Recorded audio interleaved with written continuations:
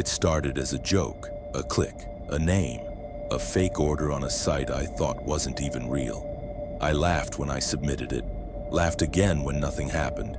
But then, he showed up. He said my full name. He described my apartment. He asked me one question: "Do you still want this done?" I told him no.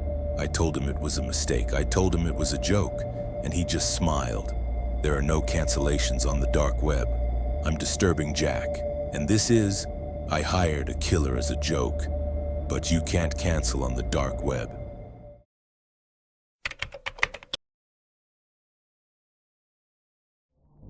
I was 19 when I made one of the worst decisions of my life.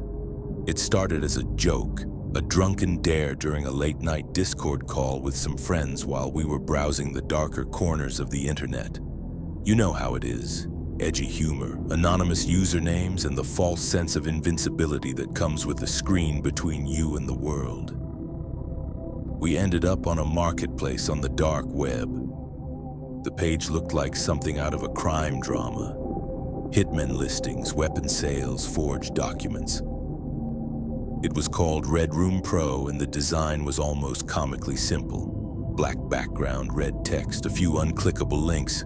There was a section labeled Services Rendered with photos, some pixelated, some disturbingly clear. Whether real or fake, it was enough to make your stomach churn. Out of stupid curiosity and a twisted sense of fun, I clicked on a listing for a premium elimination package. It promised a full surveillance report of the target, confirmation footage, and even a souvenir. Yes, seriously. The price was $5,000 in Bitcoin. I had no intention of actually going through with it, but the idea came up. What if we put in someone's name as a joke? My buddy Tyler laughed. Put in mine, see what happens. So I did. I filled out the form with his name, a made-up address, and wrote, "Cancel this order, this is a joke." In the message field, I never paid. I never hit submit, or so I thought. A week later, Tyler stopped replying to messages. We thought he ghosted us. 2 days after that, I got a message through Proton Mail. The subject: "You can't cancel a contract." The body of the message had no text, just an image.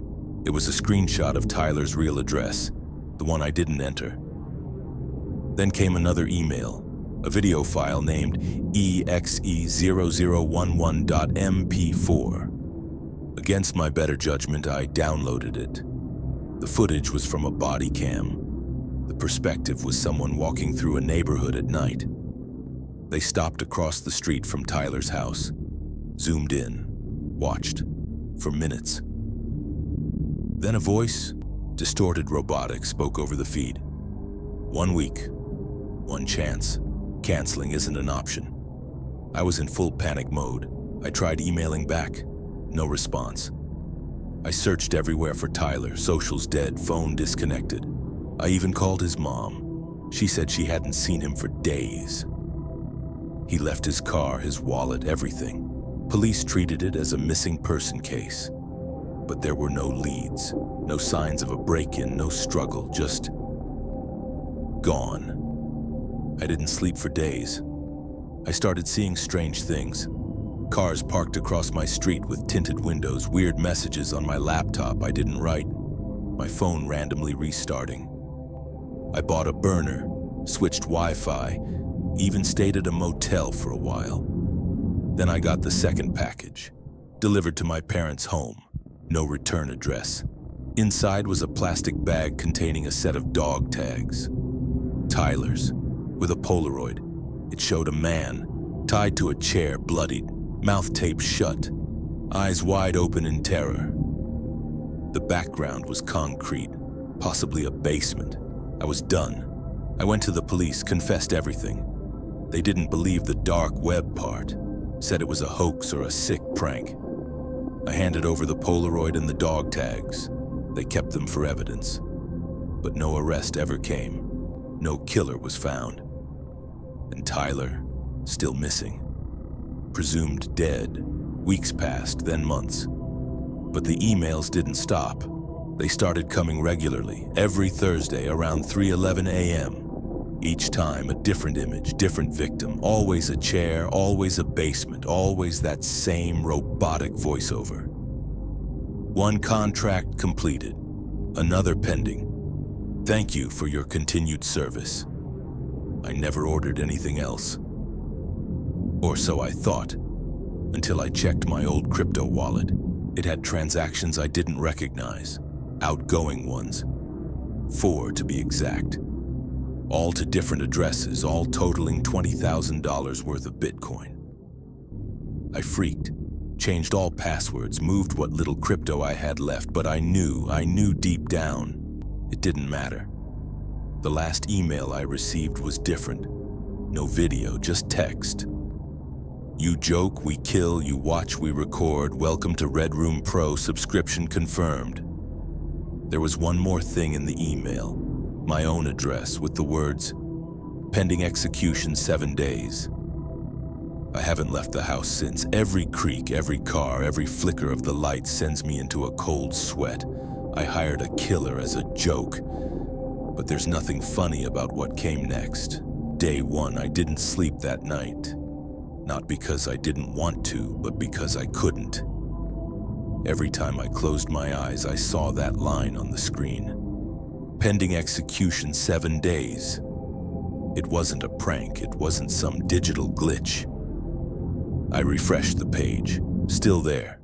It blinked now slowly, like a countdown, like a heartbeat, 7 days. I opened the thread again. My original message was still there. 1 Bitcoin for a fake hit just for laughs. Name Greg Temple. Address 48 Lindale Street. I should have known better. I should have never used my real name or address. But I was stupid, curious, bored. And now I'm on a death list. My phone buzzed. An anonymous text. See you soon, Greg. I froze, checked the windows, pulled all the curtains shut. I swear I saw a silhouette across the street, watching, not moving. Day 2. The local police didn't care. They wrote it off as a prank gone too far. The detective actually laughed when I explained. But the second I mentioned the dark web, his smile faded. Sir, there's no way to trace that, he said. Stay off shady websites and get some rest. He handed me a pamphlet for online safety. That night, another message. Day 2. You breathe, I see. You sleep, I come. The streetlight outside my house flickered. I shut off all the lights and crawled into the closet with a kitchen knife. I didn't sleep. Day 3. Paranoia was setting in. I started seeing vans that weren't there yesterday, cars parked for too long. I covered my webcam, removed the battery from my phone, but the messages still came. Day 3. I know the color of your fear. I didn't even understand what it meant until I opened my fridge. My milk, my butter, my orange juice, all red. Every container filled with red dye or blood, I don't know which. There was a small note taped inside. Closer. Day 4, I tried to leave town. Packed my bags, drove north, got 50 miles out before my car started smoking. Engine failure, perfect timing. When I opened the hood, there was no oil. Just another note. You can run. I enjoy the chase. I abandoned the car and walked into the woods nearby. I needed to get off the grid. No phone, no electronics. But even there, a tree had a carving. Day 4. Day 5, I returned home. I don't even know why. Maybe I thought if I confronted it, it would end. But I walked in and saw everything gone. Furniture, TV, photos, even my reflection. The mirror was still there, but my reflection wasn't. I stood in front of it, trembling. Then I heard a whisper behind me. Greg. I turned around. No one. Day 6, I found a forum, a place where survivors of dark web contracts shared stories. Most didn't survive past day 3, but one post stood out. From a user named null_0. To break the contract, you must become the executor. I didn't understand what it meant. until the next message came. Tomorrow you die, unless someone else does first. I stared at the message for hours. Then it clicked. I had to redirect the contract, make a new target, become the killer, or be killed. Day 7, I hadn't eaten in days. Sleep deprived, hollow. At exactly 12 a.m., the site updated. Target Greg Temple, active. ETA, 4 hours. I had one choice. I clicked Modify Contract. A prompt appeared. New target name. I typed the name of the man who bullied me in high school. Another name, another address. I stared at it. Sweat dripped onto the keys. My finger hovered over Enter, then a knock at the door. I didn't move. Another knock, harder. Then silence. My laptop beeped. Contract update complete. I never touched the keyboard. The name I thought of, it was already there, typed out, submitted. Then, another message. Payment confirmed. I screamed. The door opened on its own, but no one walked in. Just the wind and the voice, whispering, laughing. 1 year later, I don't live under that name anymore. I moved cities, new identity, no tech, no trace. But sometimes at night, my laptop turns on by itself, and the screen flashes on minutigil, pending execution 7 days. Only this time, it doesn't say my name.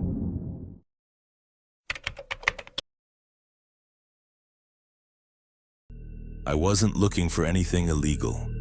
I swear, I was just curious. The kind of curiosity that gets people in trouble.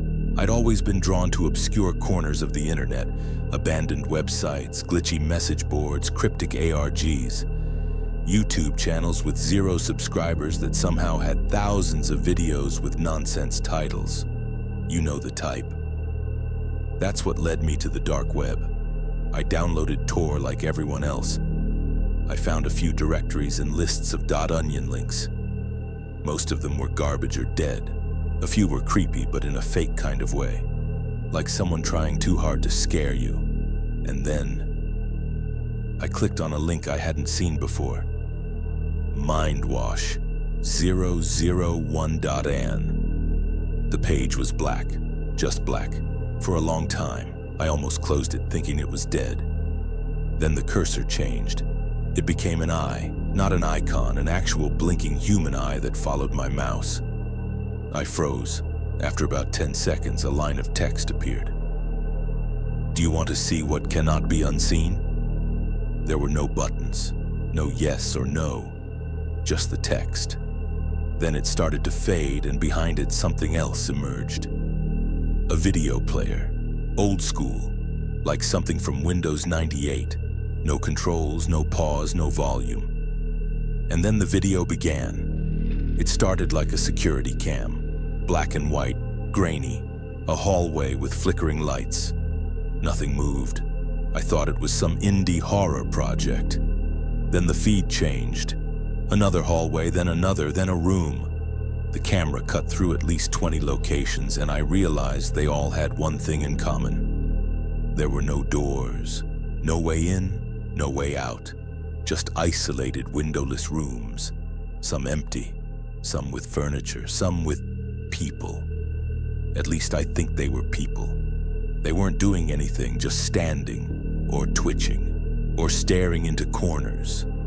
One was silently screaming, mouth open wide, eyes red, body stiff. Then it cut again. This time to a bedroom, not a weird one, a normal one, with a red lamp, a desk, a laptop, posters on the wall, familiar posters.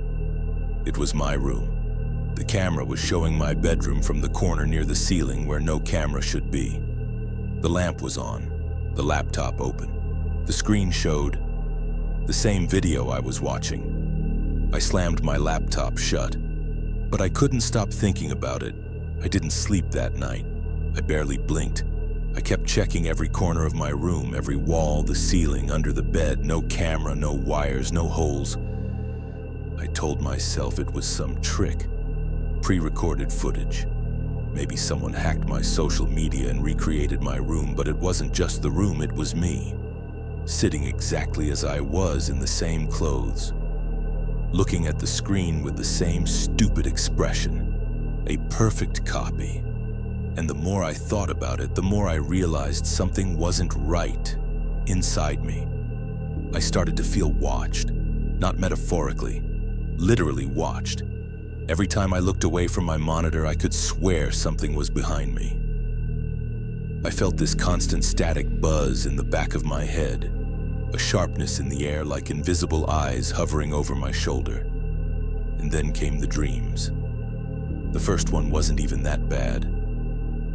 I was back in that hallway from the video. The flickering light buzzed above me, but something about the air felt wrong, thicker, like syrup. I couldn't walk properly, like the floor resisted every step. I looked down and saw faces on the ground, pressed into the tile like they were trying to scream through concrete. Every time I stepped, I felt something squish. But I couldn't stop walking. I had to keep moving. Then I woke up. There was blood on my sheets, not a lot, just a few spots, enough to freeze my breath in my chest. I checked myself. No wounds, no nosebleed, nothing, just the blood. After that, things got worse. I started seeing figures and reflections and shadows just for a second, but always there. Once I looked into the bathroom mirror and saw a face right behind me. Eyes like burned out holes. No lips, just dark teeth. When I spun around, there was nothing. I stopped using mirrors after that. My paranoia grew into obsession. I unplugged all electronics, covered my windows, deleted everything off my laptop, burned the hard drive. I even bought a new one with cash, offline only. But it didn't matter. The image from that video was burned into my brain. My own room, watching myself from some impossible angle. Every time I closed my eyes, I saw it again. The version of me in the footage always changed, little by little. First he smiled, then he waved. Then one night, I swear to God, he got up and started walking toward the screen, and I woke up with scratches on my chest. I tried therapy. The doctor listened, took notes, smiled kindly, but I saw the look in his eyes. He thought I was delusional. He prescribed something. I didn't take it. Instead, I searched for that link again. I had to know what the hell I saw. But mindwash::001.an was gone. Not down, erased. No mentions on any forums, no cache, no mirror. I started looking for similar sites, similar videos. But nothing came close. The hallucinations got worse. I began to hear static whispers even when everything was silent. I saw symbols drawn on my walls that weren't there when I blinked. At one point, I found one burned into my skin, a circle with a vertical slit. I tried cutting it out. Didn't help. Now I don't leave my apartment. I barely sleep. I don't eat unless I have to. I cover every screen, every surface that reflects, but nothing stops it. Because I don't think it was a video. Not really. I think it was a transmission, a mental virus. Something that rode the data like a parasite, infecting me through my eyes, through my brain. And now, it's inside me, whispering, telling me things. Sometimes I still see myself in the reflection of the black monitor. But I'm not sitting still anymore. I'm getting closer. And one day soon, I'm going to reach the screen from the other side.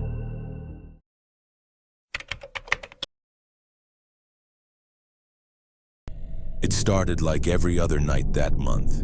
Headphones on, lights off, the warm blue glow of my monitor painting the walls of my apartment.